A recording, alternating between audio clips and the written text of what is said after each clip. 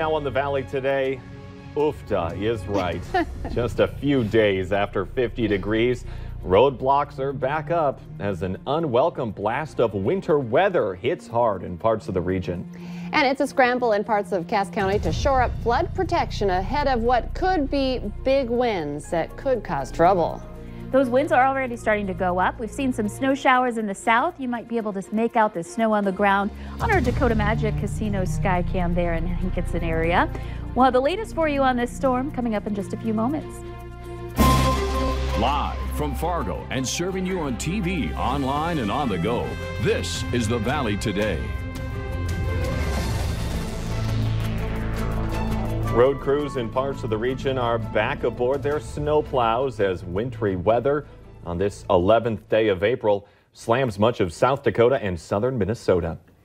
Hi everyone, and thank you for waking up with us on this Thursday morning. It's now 6 o'clock. I'm Jordan Schreier here with Lisa Bedell. Police say recent flooding is making travel across parts of the south and Minnesota particularly dangerous because on top of blowing snow and reduced visibility, there are ditches full of water to watch out for. So to get a check of that weather and just what we can expect to get hit with is meteorologist Lisa Green. Yeah, that's a dangerous combination, so definitely want to make sure you're being careful. And once the snow starts, stay put at home if you can. We're going to really see some heavy snow start up for us for today. And the wind going to be a real problem as well. So here's a look at our radar across the plains. You can see a lot of blue here into the Midwest and some heavier snow down in the Sioux Falls area, eastern South Dakota, southwest Minnesota as well, seeing some of the heavier snowfall rates. The system's still developing, still intensifying as it works its way northward and brings us our chances for snow today. So a closer look at the valley. You can see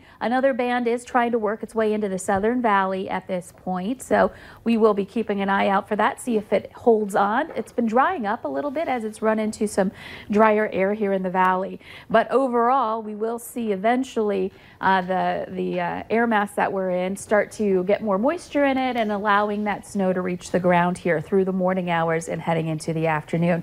A heavier bout of snow moving into the Watertown area. That will be eventually moving into Roberts County here over the next hour or so.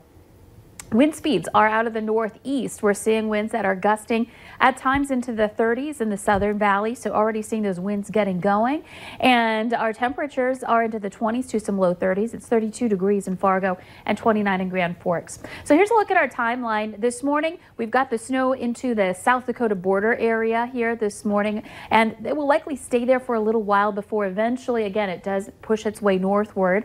And once that snow starts to advance northward, we'll start to see more blizzard conditions developing down in those areas where we're under a blizzard warning. Into the afternoon, that's when the heavy snow really takes over for the southern half of the valley. Lakes area, Fargo, southeastern North Dakota, and some rapid accumulation happening. And then late tonight and overnight, accumulations continue in the south, and we'll see that snow take over in the northern valley. So just about everybody has a chance to see some snow. You can tell that it's the southern valley where we'll have the heavy amounts. We're looking at 6 to 12 inches of snow for a large area in the south, though there will be some places that get more than a foot, it looks like still with this system, and lesser amounts to the north. So we'll take a look at your hour by hour planner coming up with the timing on this one and let you know when it'll finally move out too in just a little bit. But we want to check in now at the Valley Today's Al Ahmed for a traffic update. Good morning, Lise. Good morning, everyone. We're on Interstate 94 this morning. Just made a run down to Cheyenne Street. There's actually a fair amount of traffic there, despite the fact that Cheyenne is closed south of Interstate 94.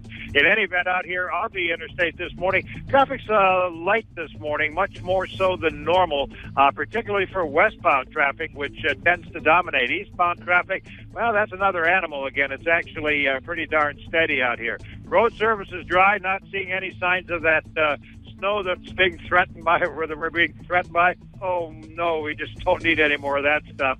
Travel speeds out here this morning in that 60 to 65 mile an hour range. So for now, we're off to a pretty darn good start. We'll be keeping tabs on things out here on the roads for you throughout the day, of course. Back with you in about 10 minutes after we check out I-29. Al Ahmed, Valley Today traffic. The rush is on to get sandbags to areas in rural Cass County ahead of this winter storm. North Dakota National Guardsmen have already delivered 10,000 sandbags since Governor Doug Burgum activated them to assist with the flood fight on Saturday. This winter storm couldn't have arrived at a worse time for people in Cass County who are just trying to save their homes and the soldiers trying to help them. Cass County engineer Jason Benson says rural residents should be prepared for water breaching levees because of the high winds that are expected with this storm. Clay County authorities say they came up empty-handed after a dive team searched a pond for evidence related to a murder. We were the only news outlet in Hitterdal, Minnesota yesterday as the Valley Water Rescue Team spent 3 hours in the water looking for clues into the Troy Yarborough killing. He was found dead on a Hitterdal farmstead last May after being hit over the head with a cinder block multiple times and then later burned and buried in a grove of trees on the property. The pond search was about 2 miles down the road from where he was killed. Officials are not saying what prompted them to search that pond or what they were looking for. A warrant is out for the arrest of a Grand Forks woman who's accused of child neglect for failing to get care for her injured child. Court documents say 25-year-old Tara Cabreen took her 1-year-old to a hospital last October with multiple rib fractures, bruising, and a large burn. The child was described by staff as exhausted and almost lifeless. Examinations revealed that the child had previous injuries. Authorities say Reen's fiance, Tareen Miller, admitted the child was taken to the hospital the day before. He said while washing the child, the 1-year-old slipped out of his hands, and when he tried to catch him, he heard cracking. Supporters of a North Dakota bill that makes it a crime for a doctor performing an abortion to use instruments such as clamps, scissors, and forceps to remove a fetus from the womb are praising Governor Doug Burgum for signing it. The bill outlaws the procedure known as dilation and evacuation. The bill becomes effective if a federal appeals court or the U.S. Supreme Court allows its enforcement. A North Dakota woman is facing criminal charges for allegedly faking a Make-A-Wish campaign to raise funds for a new playground. 33-year-old Kristen Keel of Donnybrook was arrested yesterday for forgery, false information, and fraudulent or misleading communications. Investigators found a Make-A-Wish contract aimed at providing the city of Donnybrook with new playground equipment. The campaign was to grant a wish in the name of a child suffering a serious medical condition. But police say Make-A-Wish has no records of the campaign, and it's unclear if the child even exists. Investigators also say Keel, who's a member of the Donnybrook Park Board, presented the fraudulent contract to the board. The Fargo Air Museum is hoping to inspire younger generations to learn more about aviation by providing them with some exciting activities. And the Valley Today's Abby Furchner joins us live from the museum this morning with more. Hi there, Abby. Hi, guys. Good morning. By the end of this, I feel like I'm going to be able to be a pilot. No, I'm just kidding. There's so much more I have to learn, but I'm here with Sarah Swartz, who is the education coordinator at the Fargo Air Museum, and you're going to be teaching that 6 to 10-year-old range about orienteering and how to navigate the air, and you have a really fun activity set up for them. So walk us through it. What will they be learning?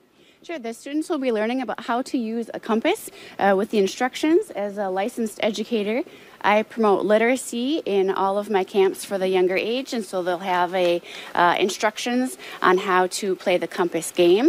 They will have a start card and the compass turning their body, picking a direction for describing their map north and walking how many steps they determine, and an end card. And if their orienteering skills lead them astray and they're really walking in the wilderness, there are certain organizations around the country who can help to come to their rescue. Wow. So they're going to be creating their own map with their friends, and that's how they're going to be learning how to gain that orienteering skill. Correct, and I also have a Navy representative, a personal, someone who owns a company who can share about aerial mapping and then about geocaching as well for walking on the ground searching for treasures using a compass. So this isn't just for the air. They're going to be learning this skill that they can use in everyday life, honestly, and it's a really important skill for them to develop. So this is just one of the fun activities they'll be learning here, and we'll be talking a little bit more about what this camp will offer students in just a few minutes. Sounds great. Abby Furchner reporting live for us this morning. Thank you. The restaurant space at Rose Creek Golf Course is being reworked. We'll tell you who's moving in ahead on the Valley today. And later, why Amazon employees are listening in on Alexa conversations. And your hour-by-hour forecast coming up for this big storm that's going to be hitting us today. Details right after this.